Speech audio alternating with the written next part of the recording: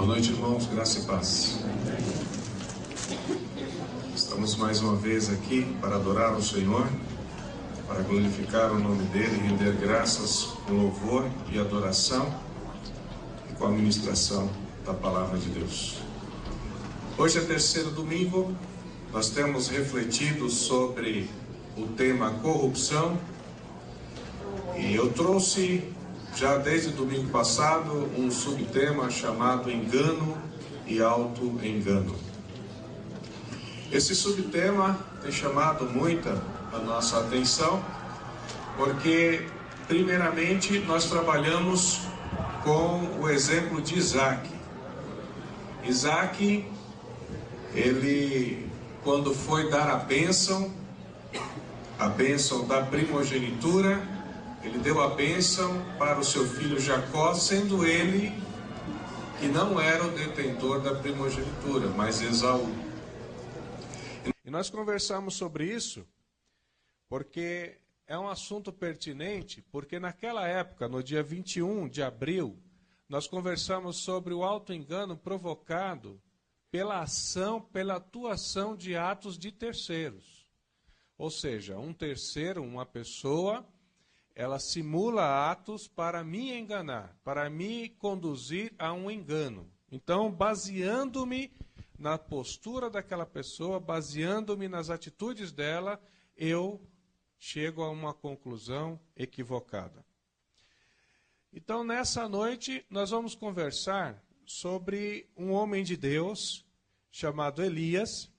E essa imagem que eu trago é justamente o momento em que Elias sobe ao céu e deixa a sua capa cair para o seu sucessor Eliseu. Então nós temos aí, numa primeira etapa, o auto-engano que ocorreu na vida de Isaac, e esse exemplo são as influências provocadas pelos outros. Nessa noite, entretanto, eu convido os amados irmãos a conversarmos sobre aqueles enganos que vêm através da minha própria interpretação de uma situação equivocada. Para isso, então, eu trago a seguinte definição: auto-engano provocado com influências de terceiros, que nós vimos no dia 21/4, e nessa noite, o auto-engano provocado sem influências de terceiro. Ninguém me influencia, eu tiro, então, essa conclusão. Eu convido os irmãos a abrirem a Bíblia em 1 Reis,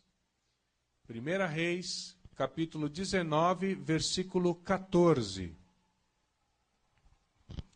1 Reis 19, verso 14.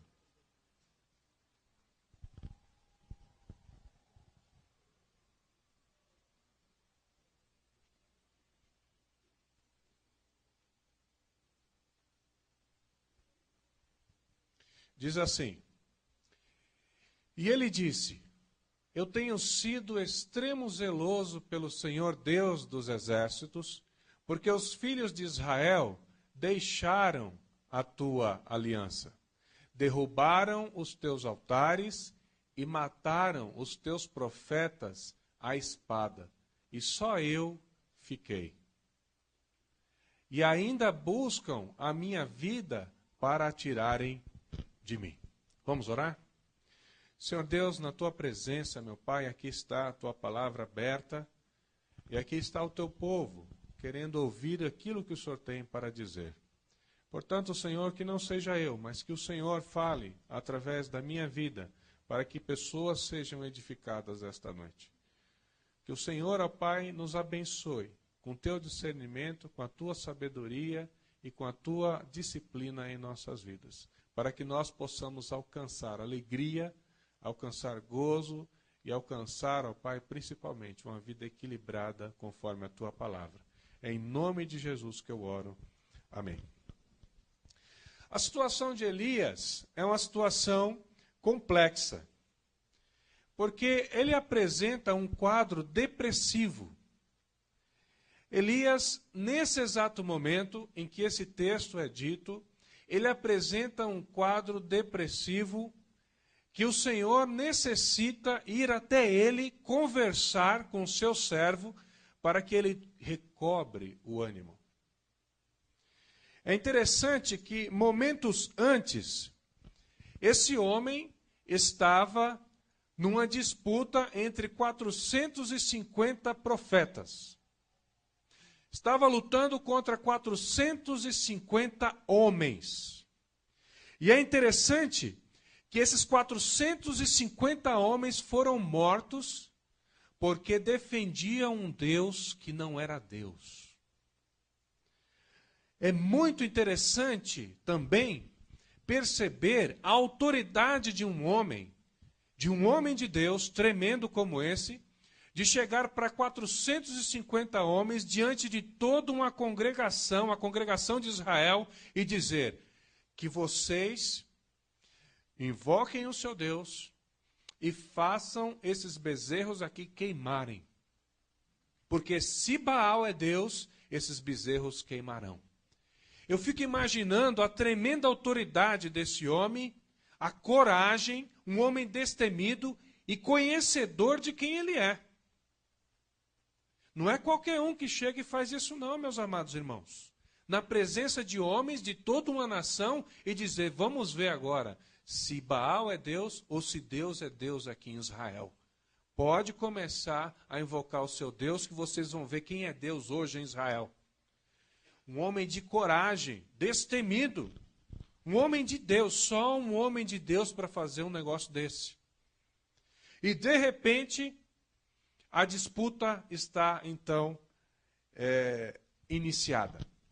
Aqueles profetas, diz o texto bíblico, a partir do verso 14, ou melhor dizendo, do verso 22 do capítulo 18, esses homens começam a se cortar e a invocar e a chorar e a prantear, invocando o nome do seu Deus. Nada acontece. E é interessante que esse homem Elias, ele é tão convicto daquilo que ele vai fazer, que ele começa a fazer brincadeiras e chacotas com aquele Deus. Ué, clama mais alto, talvez ele esteja dormindo. Ué, está demorando muito. Não vai acontecer nada? Impressionante a autoridade desse homem a tal ponto dele fazer algo assim. E aí ele chega um momento e diz assim, acabou? Acabou a invocação aí? Agora vocês vão ver quem é Deus aqui em Israel. O texto diz que ele cavou uma vala ao redor daquele sacrifício com madeira, jogou água, encheu de água a madeira, o sacrifício, ao ponto de água ficar ao redor daquela madeira. E a palavra de Deus diz que quando o nome de Deus foi invocado, tudo aquilo foi consumido pelo fogo. Tudo. O texto diz que o fogo lambeu, inclusive, a água que estava ao redor da fogueira.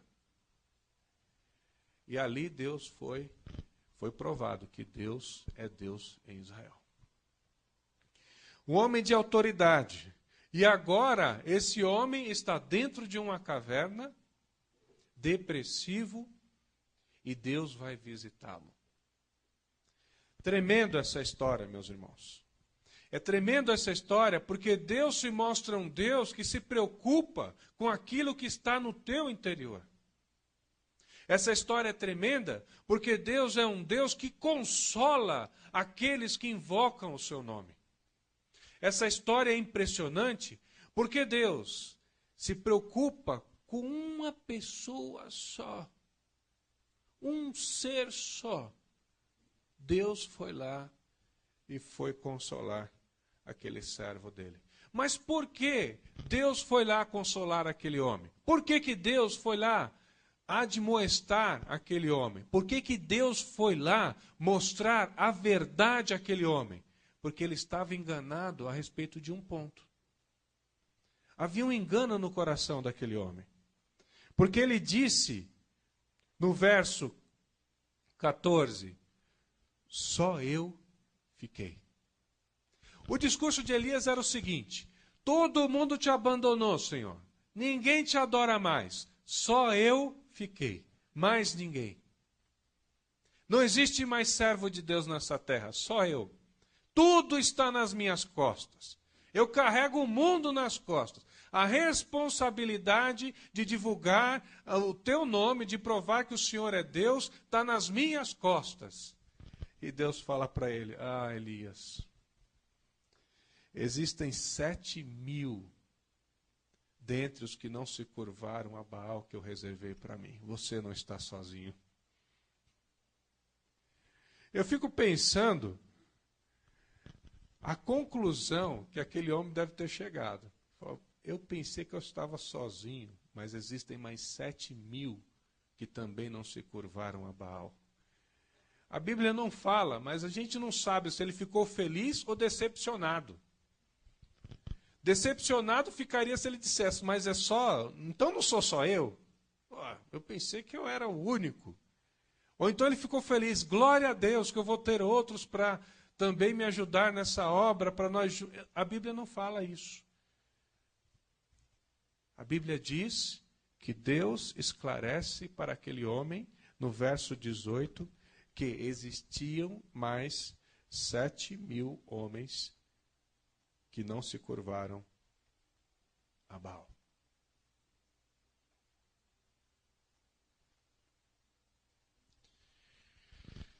Ele não era o único que não havia se curvado. Aqui está o perigo. Enxergar a fantasia como realidade. O maior perigo das nossas vidas é quando nós buscamos enxergar uma fantasia como se fosse realidade. Porque a fantasia, ela se baseia muitas vezes em fatos reais. Quando eu falo de fantasia, às vezes os irmãos e amigos aqui presentes essa noite podem estar pensando numa fantasia que a gente põe, por exemplo, como a de um palhaço. Às vezes uma fantasia como de um super-herói. Eu não estou falando nesse nível de fantasia, porque fantasia, esse termo, tem várias explicações. Uma delas é essa daí. Se fantasiar é colocar, vestir-se de outra pessoa, não sendo ela. Um super-herói, um palhaço, enfim, uma personagem de desenho animado, qualquer coisa. Isso seria fantasia, o primeiro sentido. Mas o sentido que eu quero de fantasia é o seguinte: é eu tentar ser aquilo que não sou. Eu me convencer de eu ser aquilo que eu não sou. Que é o que aconteceu nesse caso aqui. Elias pensou ser o único a adorar a Deus, mas não era. Esse é o auto-engano que provoca em nós uma convicção errônea que pode nos causar uma tremenda decepção. Uma das frases que eu vejo que reflete uma fantasia eu selecionei 3 frases que refletem fantasia na nossa realidade. Eu gostaria de dizer aqui para vocês, e vocês vão, dentro do seu coração, examinar se isso realmente é verdade. Isso é muito comum nos filhos dizerem, ou em amigos, ou em pessoas que são auxiliadas. Elas dizem a seguinte frase: você nunca fez nada para mim. Já ouviu essa frase? Você nunca fez nada para mim. Nunca é um termo tão radical. Você nunca fez nada para mim. Essa fantasia de que você viveu sem ninguém te ajudar revela ingratidão. Ninguém nunca fez nada para mim. Ora, alguém te criou e te deu de mamar. Todo mundo aqui passou por isso. Sim ou não? E o que não dizer de fraldas, e o que não dizer de banho, e o que não dizer comprar roupas? Ninguém nasce trabalhando. Então, você nunca fez nada para mim, é uma fantasia que revela ingratidão. Outra fantasia. Ninguém me ensinou, aprendi sozinho. Uau! Ninguém me ensinou isso aqui não, aprendi sozinho. Ok. Você aprendeu sozinho. Essa fantasia revela que não temos humildade. Eu aprendi sim, aprendi muitas coisas. Requer humildade de reconhecer que existem pessoas que podem conhecer o que eu não conheço. Qual o problema? Afinal de contas, a gente não sabe tudo. Mas a palavra de Deus tem tudo o que é necessário para eu saber e viver nessa terra. Ninguém nunca me ensinou nada, aprendi sozinho. E o que a palavra de Deus fez com você? E que a pessoa do lado fez com você? O que o seu pai e sua mãe fez com você? O que os seus amigos fizeram com você? Com certeza, nós aprendemos, sim, muitas coisas uns com os outros. E quando eu digo que eu não aprendi nada sozinho, revela que nós não temos humildade. E eu acredito que essa última é a pior de todas. E eu selecionei essa última com muito cuidado e esmero. Tudo que eu conquistei é fruto do meu trabalho. Tudo que eu tenho é fruto do meu trabalho. Tá certo. É verdade. Eu já contei um exemplo aqui, e eu vou repetir esse exemplo porque eu acho ele muito pertinente. Perguntaram uma vez para um empresário: o que você fez para ficar rico? Ah, você não sabe. Acordei 3 horas da manhã, trabalhei, olha, estudei, enquanto meus filhos estavam dormindo, eu estava trabalhando. Ah, é isso que você ficou rico? É, trabalhei muito para conquistar o que eu conquistei. Se eu for, vou fazer uma pergunta simples aqui, você não precisa nem responder, só reflita. Quem aqui nunca trabalhou muito? Quem aqui nunca deixou o filho dormindo e voltou do trabalho, o filho estava dormindo? E você ainda teve que trabalhar mais ainda. Quem nunca trabalhou no feriado, num final de semana? Nunca tirou 15 dias só de férias para continuar trabalhando? Vendeu as férias, né? Na época tinha esse negócio de vender férias. Hoje é banco de horas, né? Quem nunca fez isso? Acho que a maioria, ou generalizando, todo mundo aqui fez isso. Então o segredo não é o meu trabalho. O meu trabalho faz parte, mas a benevolência de Deus sobre minha vida é que me dá frutos no trabalho. Eu trabalho sim, é verdade. Se eu não trabalhar, eu não ganho o meu salário. Mas se não é a benevolência de Deus sobre minha vida, não tem como esse dinheiro prosperar. Porque o dinheiro prospera na mão daqueles que temem ao Senhor. Por isso eu entendo que essas fantasias que nós temos em nossa vida são fantasias que nos levam a cometer equívocos que nos afastam de Deus. Afastar-se de Deus por auto-engano nos conduz a uma tristeza muito grande. Porque nos auto-enganar de tal forma de pensarmos que não necessitamos de ajuda um dos outros, que não necessitamos de nada de ninguém, que o conhecimento é só meu e que tudo que eu conquistei é fruto do meu trabalho, isso é uma das piores ingratidões que existem, porque demonstra prepotência, porque eu não reconheço que tudo que eu tenho é Deus que me dá. Se eu não reconheço que tudo que eu tenho é Deus que me dá, então eu começo a me enganar com autossuficiência. E no homem não tem autossuficiência nenhuma.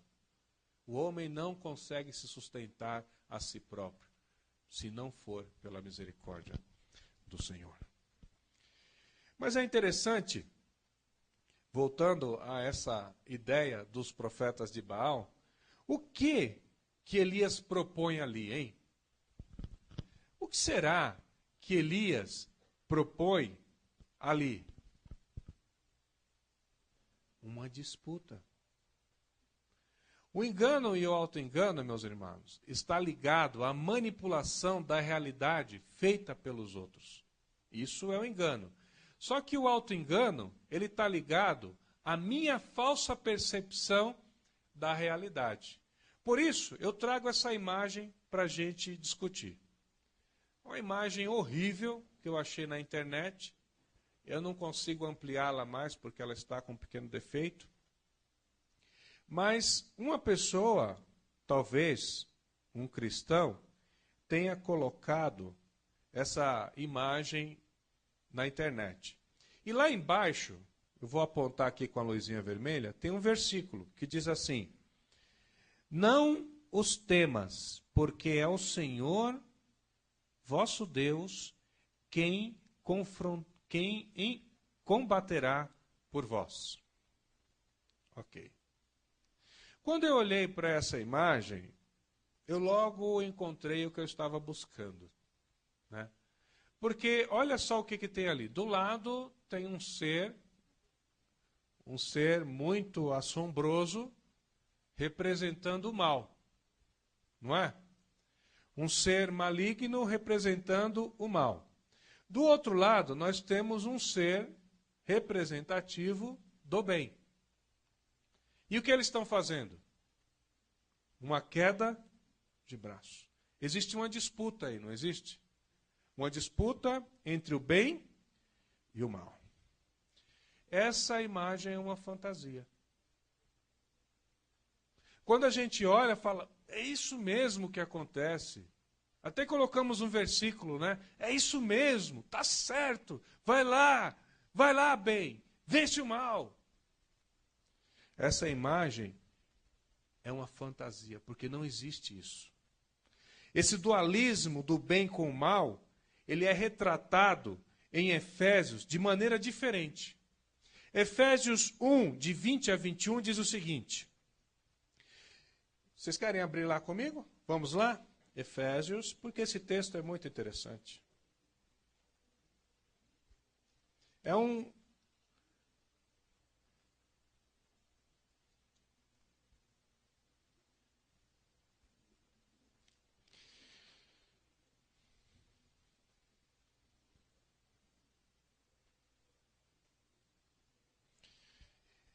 No verso 19 ele fala lá, e qual a sua suprema grandeza, o seu poder para conosco, o que cremos, segundo a operação da força do seu poder. E aí vem o 20, que manifestou em Cristo, ressuscitando-o dentre os mortos, e pondo-o à sua direita nos céus, acima de todo principado e poder, e potestade, e domínio, e todo o nome que se nomeia, não só neste século, mas também. Portanto, essa imagem é uma fantasia, porque o inimigo não está do lado do Senhor, ele está debaixo dos pés do Senhor. É uma fantasia. O diabo não está em pé de igualdade com o Senhor. O Senhor é dono de todas as coisas, é o supremo Criador, é o Deus Filho, todo-poderoso. Todas as coisas se sustentam por Jesus. Todas as coisas se fez por Ele e por intermédio dEle. Por isso que o inimigo não está do lado dEle, está debaixo dos pés dEle, vencido, derrotado. Não existe uma queda de braço, mas Jesus pisando a cabeça da serpente. Essa disputa não existe.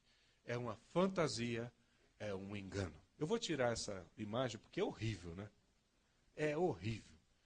Essa é a conclusão, mas eu vou voltar então para os irmãos não irem lá na conclusão, senão vocês vão ler meu esboço. Mas é uma imagem horrível.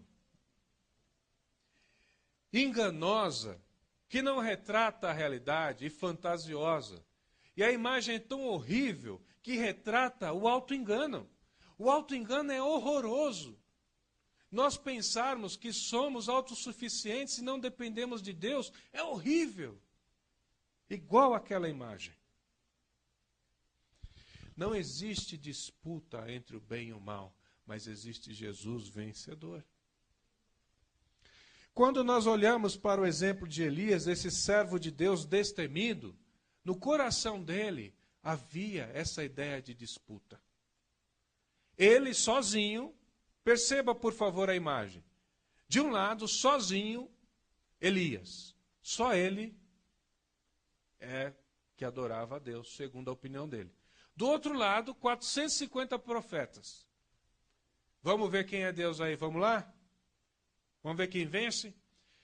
Isso estava no coração dele, não estava no coração de Deus. O coração de Deus, Deus é muito tranquilo quanto a isso, porque ele sabe que ele é o dono de todas as coisas. Mas no coração desse homem estava a disputa. E eu fico pensando, quantas disputas eu e você não temos na nossa casa? Eu trouxe aqui 4 disputas que eu e você com certeza vivemos. Primeira delas, nós disputamos com o cônjuge quem é que manda na casa. Quem é que manda aqui? Segunda disputa é com o filho. Se você tem um filho do sexo masculino, com certeza você já se deparou com a disputa. Quem é o macho alfa?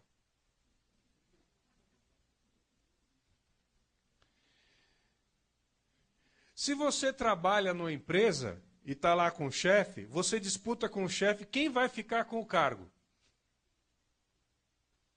É o famoso desequilibrar por intermédio do tapete, né? Em outras palavras, puxar o tapete. É o desequilibrar o terceiro mediante o tapete.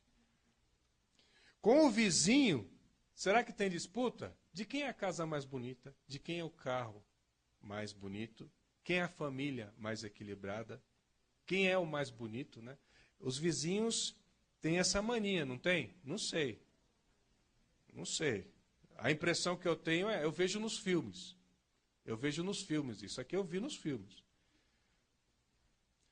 Saber que não sou melhor do que os outros me torna humilde.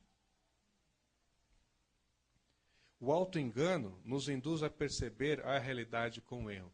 Mas isso é um problema de desvio de conhecimento. E eu gostaria de trazer aqui uma teoria na área da pedagogia, da qual eu tive o privilégio de me aprofundar um pouco mais. E lá eu pensei várias teorias e fiz uma seleçãozinha, um mix para os irmãos aqui presentes e para aqueles que estão nos visitando. E esse mix é muito legal, porque inclusive eu vi uma pessoa citando esse mix aqui na CBN essa semana. Eu falei, que coisa interessante. Sabe aquela coisa despretensiosa que você está ouvindo na rádio e ouve? Eu falei, esse rapaz pensou. Isso mostra que a gente não pensa as coisas sozinho, não está sozinhos, né? A conclusão que você chega, muitos outros estão chegando também. E eu tenho certeza absoluta, porque a Bíblia nos garante isso, que todo mundo vai chegar à conclusão de que Jesus Cristo é o Senhor. Porque todo joelho vai se dobrar e toda língua vai confessar. Então, nós estamos tranquilos quanto a isso. Jesus, por todos, será confessado e será adorado e glorificado. Mas, por hora, enquanto isso não acontece, eu quero apresentar 4 estágios do conhecimento para nós, então, refletirmos e concluirmos algumas coisas nesta noite. O primeiro é o seguinte. Presta atenção, hein? Talvez seja confuso no primeiro momento, mas vai ser esclarecedor no final. Não sei que não sei.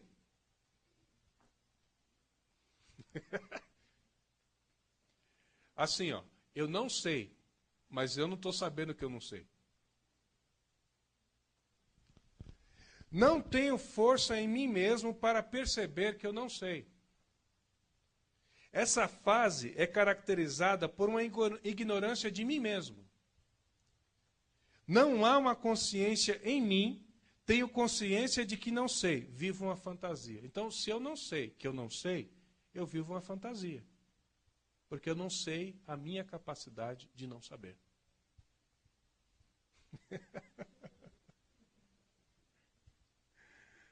Ai, ai.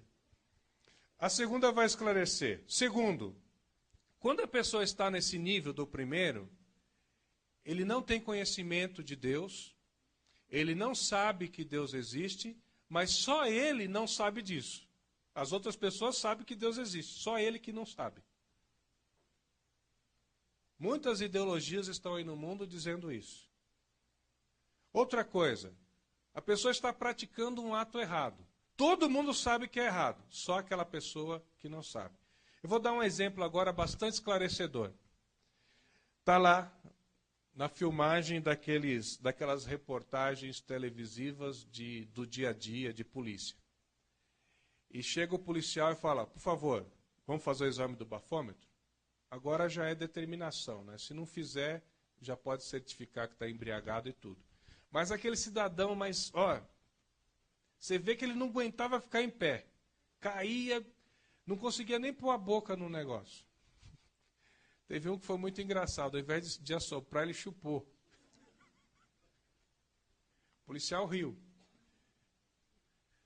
Todo mundo estava vendo que ele estava bêbado, só ele não sabia que estava bêbado. Essa é a primeira hipótese, entendeu? Todo mundo está vendo, só ele que não. Segundo, sei que não sei. Aí eu já tenho uma consciência, realmente, eu não sei isso daí, eu preciso aprender. Eu não sei que Jesus é o Senhor, eu preciso aprender sobre isso daí. Eu não sei que a minha família precisa estar embasada na palavra de Deus, eu preciso aprender.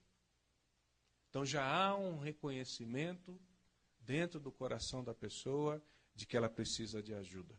Nesse estágio, percebo que existe algo que eu não sei, eu preciso aprender. No terceiro estágio eu sei que sei, agora eu já sei. Eu não sabia, agora eu sei, então não posso falhar. E o quarto estágio, que é o encanto de tudo, eu sei, mas não adianta nada, porque o conhecimento de Deus é muito melhor. Eu sei como educar minha família, eu sei como fazer um bom trabalho na empresa, eu sei como lavar bem o carro, arrumar a casa, mas nada disso importa, porque o que Deus tem para a minha vida é muito melhor. Fica muito mais gostoso esse quarto estágio, porque o quarto estágio não depende mais de mim, só depende de quem? De Deus. Eu vejo nesse texto com Elias exatamente isso. Elias era um homem conhecedor de Deus, um tremendo potencial na mão do Senhor. Ele sabia disso. Mas ele cometeu um equívoco, porque ele não tinha conhecimento de que ele não estava sozinho. E quando ele ficou sabendo